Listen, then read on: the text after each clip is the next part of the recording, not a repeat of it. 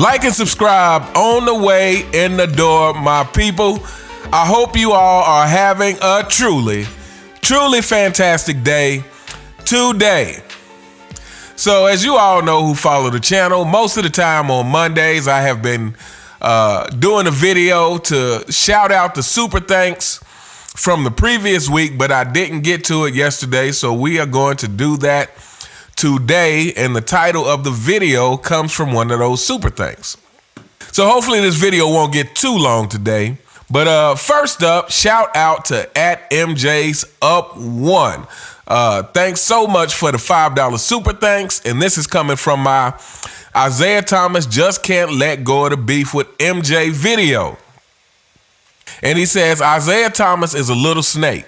He's the guy who got the pat on the butt shove crap started.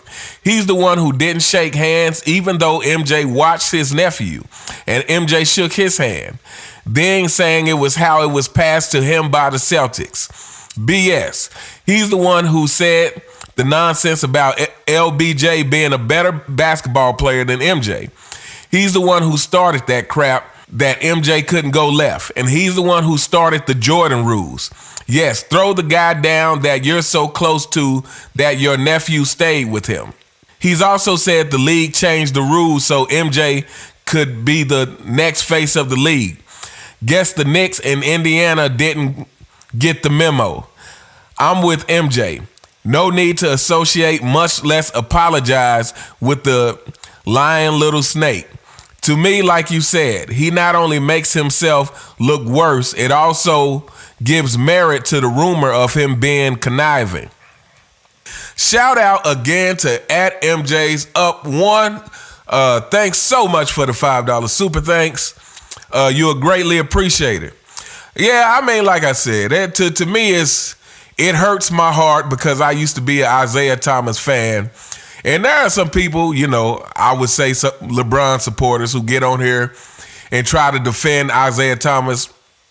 But I'm going to say a couple of things about this.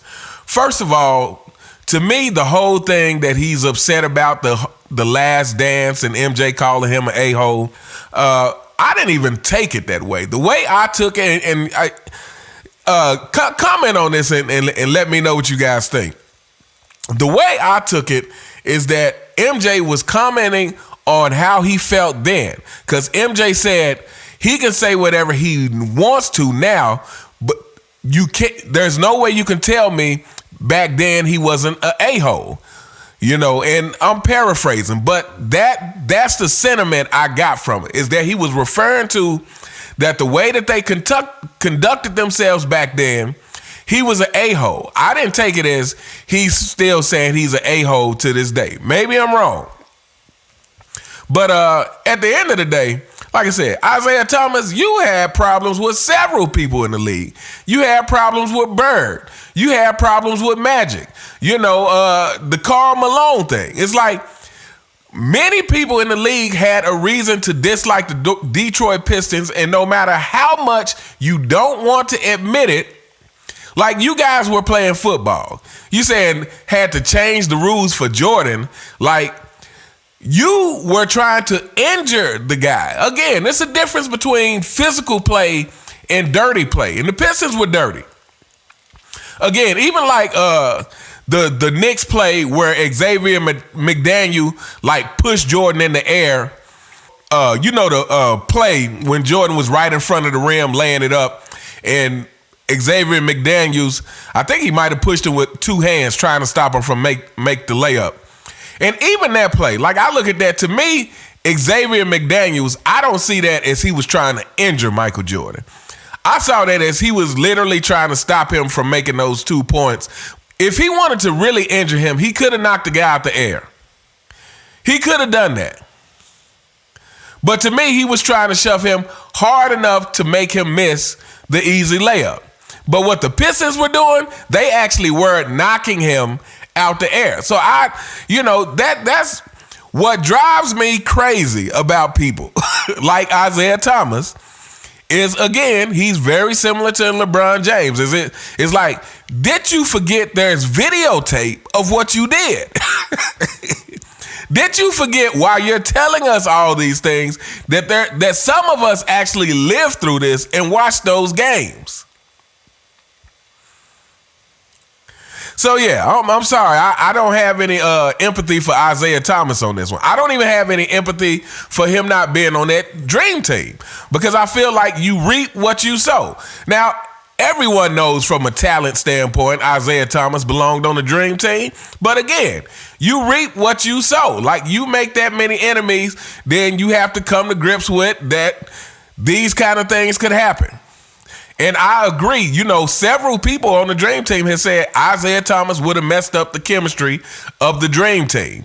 And I totally agree with that.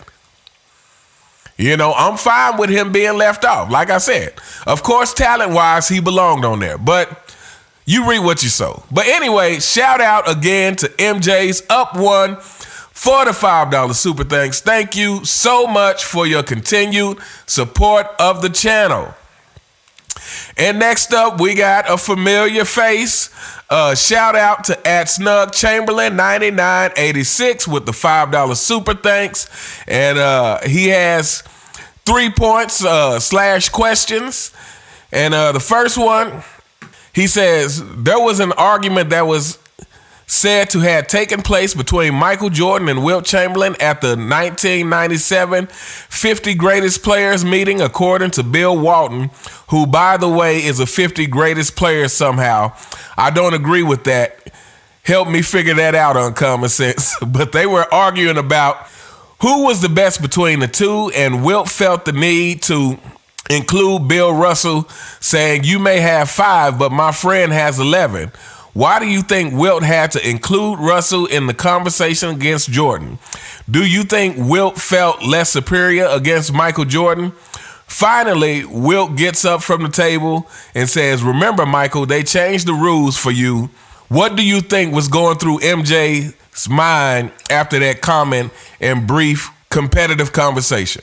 Well, number one, let me say this. To me, this is just an example of a conversation between two competitive people that somehow made its way public. I guess Bill Walton told the story. I feel like there's even some footage maybe of that conversation taking place. But what you can say about Michael Jordan, and I think fanboys, sit down and listen to this. This is an important thing. There is a difference between talking trash among fellow peers or competitors and announcing to the world that you're the GOAT. So, one of the things I like about this conversation is that it just shows two competitors, trying to one-up each other, even though, again, because they didn't get a chance to play each other is no proof. But this is where I always pat Michael Jordan on the back, is that whenever asked about it for an interview or in public, he always says it is disrespectful to say that I'm greater than these guys that I didn't get a chance to play against. And to me, it is. It's a different thing when you're face to face with a fellow competitor, or peer, and you're talking trash to each other. But it's another thing to go out to the world and announce that as if it's some kind of definitive fact when you know that you can't prove it. So to me, that still shows Michael Jordan has a great respect for the players who came before him. Now, as far as Wilt is concerned, I would imagine Wilt's not blind just like we're not blind. And as great as, Wilt Chamberlain is and was, or as great as he was, and this is just my opinion, I would have to say I think deep down inside, Wilt was not 100% confident that he could beat Michael Jordan. Because, again, then why would you have to bring up Bill Russell? It's like if I'm talking trash against another competitor, I don't have to bring up anybody else. This is between me and you. But I guess on the other hand, I can kind of see it if he was just trying to simply bring Michael Jordan down a peg or two for the championships and saying, well, hey, if you're going to base it off championships, then it's someone who has more than you. But yeah, at the end of the day, I think it might have been Wilt deep down inside knowing that Michael Jordan would give him a run for his money. And then I'm going to say this about the whole rules changes thing. When Wilt talks about the rule changes, immediately what I think of is the fact that they, the goaltending rule that they instated, and then the other one that comes to mind is I think something about the free throw line, that Wilt used to be able to jump from the free throw line doing free throws and just kind of lay the ball in the bucket. Well, I feel like those kind of rules, just as much as they hindered Wilt, they hindered a lot of the players who came after Wilt. Because, I mean, as high as Michael Jordan could jump, I mean, I'm sure doing free throws, Michael Jordan could jump from the free throw line and get a much easier shot. And as far as goaltending, of course, Michael Jordan would be able to goaltend the same way that Wilt could goaltend. So I feel like those kind of rule changes is like, they affected everyone who came after Wilt who had that kind of athletic ability. You know, you didn't have to be able to jump as high as Michael Jordan to goaltend. So, you know, I kind of don't give that point any credit, but I get the sentiment from Wilt. And as far as what Michael Jordan was thinking, you know, I'm not sure what Michael was thinking, but, you know, first of all, if they were having a back and forth, I mean, that is a point that Wilt made that I'm not sure Michael Jordan actually had a comeback for. And again, Michael Jordan being someone who still has respect for the older generation, you know, he might have just at that point just let him have it. But anyway, so let's move on to point number 2. He says, by Wilt saying the NBA changed the rules so he couldn't dominate and changed the rules so that MJ could, do you think that's an excuse Wilt is just making because he wasn't as successful at winning as many championships as MJ? When I heard the comment, it sounds like Isiah Thomas when he said they changed the rules so you couldn't touch MJ. So what do you think about these bitter legends being mad at Jordan for their shortcomings? I love Wilt. I think he's a superb athlete, but sounds like he was doing some hating, and Isiah is Isiah. We know it's delusional. So what do you think? So as far as that's concerned, like I'm gonna be honest. I feel like in a lot of ways, there are some bitter feelings from the older generation, just in general, and for a lot of reasons. Because a lot of the older athletes are not making the same kind of money as the newer generation. You know, I feel like that comes into play.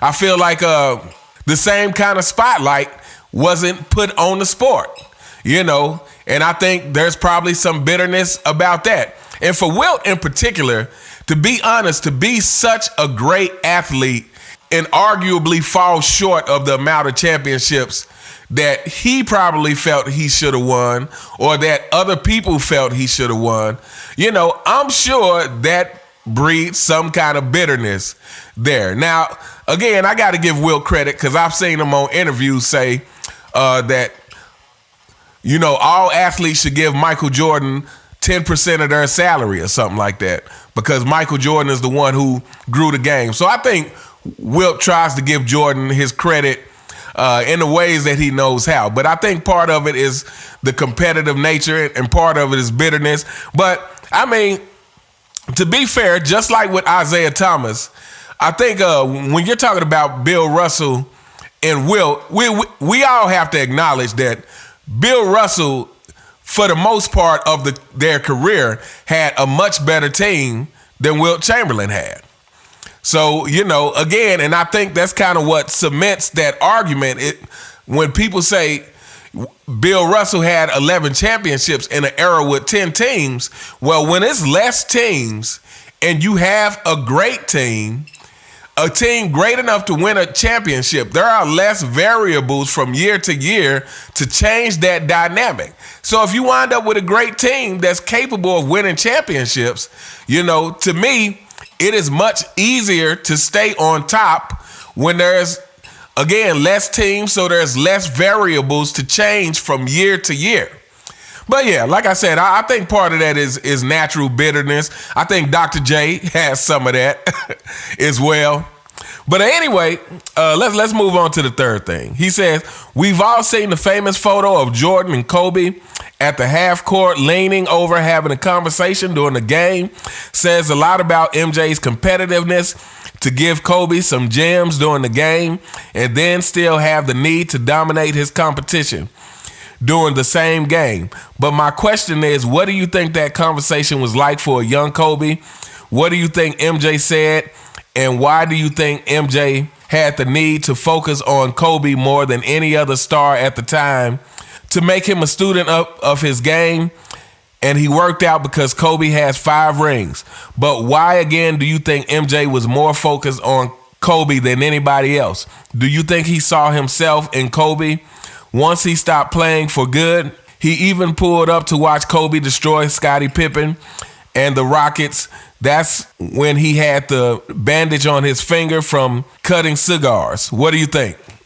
Yeah. I mean, I think the easy answer to that is he definitely saw himself in Kobe. But I think more importantly than that, if you've heard Michael Jordan talk about Kobe, I feel like that wasn't the relationship in the beginning. I feel like he was open to giving Kobe that information because he recognized someone who was just as fierce as a competitor. But I feel like we have to give Kobe the credit because it does seem like in the beginning that it was more of a pestering kind of relationship to Michael Jordan.